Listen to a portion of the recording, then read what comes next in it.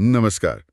आज हम एक बहुत ही दिलचस्प तुलना करने वाले हैं। हाँ, बिल्कुल। प्राचीन इराक यानी मेसोपोटामिया। और प्राचीन भारत मतलब सनातन संस्कृति। हाँ, ये दोनों ही क्या कहते हैं सभ्यता के उद्गम स्थल माने जाते हैं। बिल्कुल। और आज हम देखेंगे कि इनमें क्या समानताएं थीं, कैसे रिश्ते थे और फिर रास्ते अलग कैसे हुए। सही।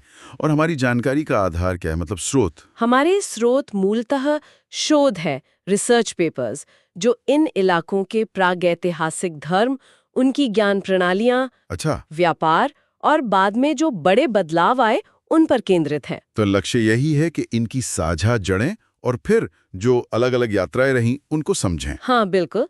खासकर उनके शुरुआती विश्वासों और ज्ञान के संदर्भ में। ठीक है, तो चलिए शुरू करते हैं इनके शुरुआती समाजों से।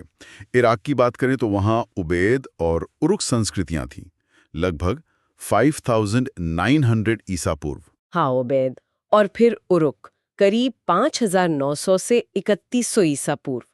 इन्होंने ही वो एरिडू और उरुक जैसे दुनिया के कुछ पहले शहर बसाए। अच्छा, तो शहरीकरण की शुरुआत वहाँ हुई। हाँ, और ये सब नदियों के किनारे हुआ, जहाँ खेती विकसित हुई। और भारत में यहाँ भी कुछ ऐसा ही था? हाँ, यहाँ थोड़ा बाद में सिंधु घाटी सभ्यता आई, करीब 2600 ईसा पूर्व।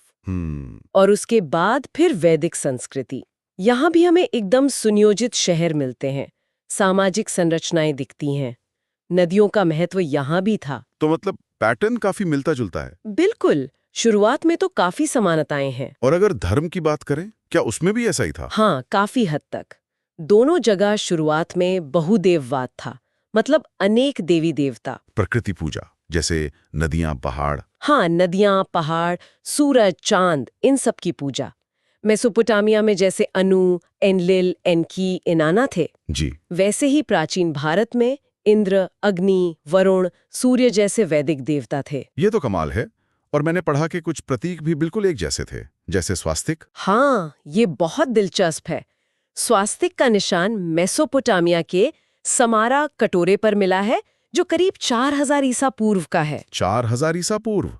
और भारत में तो ये आज तक शुभ माना जाता है। बिल्कुल। अब ये सीधे संपर्क का नतीजा था या ये कोई ऐसा प्रतीक है जो इंसानी सोच में स्वाभाविक रूप से उभरता है, ये बहस का विषय है। और वो जीवन वृक्ष, ट्री ऑफ लाइफ। हाँ, वो भी। असीरियन कला में एक पवित्र पेड़ दिखता है और भारतीय परंपरा में अश्वत्थ यानी पीपल का पेड़, जिसे ब्रह्मांडीय वृक्ष मानते हैं। और सर्प पूजा। वो भी। मेसोपोटामिया में निन्गिजिदा जैसे सर्प देवता थे और भारत में नाग पूजा की परंपरा तो बहुत पुरानी है। अच्छा, अनुष्ठानों में भी कोई मेल था? हाँ, था। अग्नि पूजा देखिए, मेसोपोटामिया में गिबिल थे अग्नि के देवता और वेदों में तो अग्नि प्रमुख देवता हैं ही। और पूजा स्थल, जैसे मंदिर वगैरह? मेसोपोटामिया में वो विशाल सीढ़ीदार मीनारें होती थीं, जिग्गुरात। शायद वहां बड़े सार्वजनिक अनुष्ठान होते थे। और भारत में? भारत में ज्यादातर खुले में बड़े बड़े वैदिक यज्ञ करने की परंपरा थी। अच्छा, और वो बाढ़ वाली कहानियां, गिलगमेश वाली? हाँ, गिलगमेश महाकाव्य में उत्नापिष्टम की कहानी है, जिसे बाढ़ से बचने के लिए नाव बनाने को कहा जाता है। और हमारे यहाँ मनु की कथा है। बिल्कुल। ये समानताएं सोचने पे मजबूर करती हैं। सही कहा। अच्छा, धर्म और प्रतीकों से आगे बढ़ें तो ज्ञान प्रणालियों की बात करते हैं। लिखने का तरीका तो बिल्कुल अलग था, है ना? हाँ, बहुत अलग। मेसोपोटामिया ने क्यूनिफॉर्म लिपि इजाद की, करीब 3200 ईसा पूर्व। क्यूनिफॉर्म ये क्या थी? मतलब कैसे लिखते थे? वो गीली मिट्टी की टैबलेट्स पर एक नुकीली चीज से कील जैसे निशान बनाकर लिखते थे। अच्छा, और इस्तेमाल किस लिए होता था? ज्यादातर तो प्रशासनिक कामों के लिए, हिसाब किताब रखने के लिए, व्यापार का रिकॉर्ड रखने के लिए। और भारत में? भारत में कम से कम शुरुआती वैदिक काल में ज्ञान मौखिक था। पीढ़ी दर पीढ़ी सुनकर याद रखा जाता था, जिसे श्रुति कहते हैं। हाँ, श्रुति। लिपि बाद में आए। हाँ, ब्राह्मी और दूसरी लिपियां बाद में विकसित हुईं। और विज्ञान, जैसे खगोल विज्ञान, गणित? दोनों ने ही आसमान को बहुत ध्यान से देखा। मेसोपोटामिया वालों ने ग्रहों, नक्षत्रों का व्यवस्थित अध्ययन किया। राशि चक्र, ज़ोडिएक वहीं से आया। हाँ, राशि चक्र की अवधारणा वहीं विकसित हुई। भारत में भी नक्षत्रों और ज्योतिष का गहरा ज्ञान था। और गणित?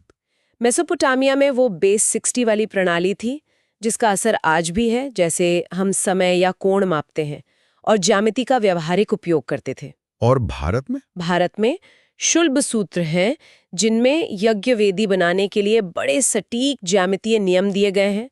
पाइथागोरस प्रमेय जैसा सिद्धांत भी उसमें मिलता है, पाइथागोरस से सदियों पहले। ये तो अद्भुत है। मतलब ज्ञान का विकास दोनों जगह हो रहा था अपने अपने तरीके से। बिल्कुल। और मजे की बात यह है कि इन दोनों दूर की सभ्यताओं में व्यापार भी होता था। हाँ, क्या सबूत हैं इसके? पक्के सबूत हैं। करीब 2500 से 1900 ईसा पूर्व के बीच मेसोपोटामिया के लेखों में मेलुहा नाम की जगह का जिक्र आता है, जो शायद सिंधु घाटी ही थी।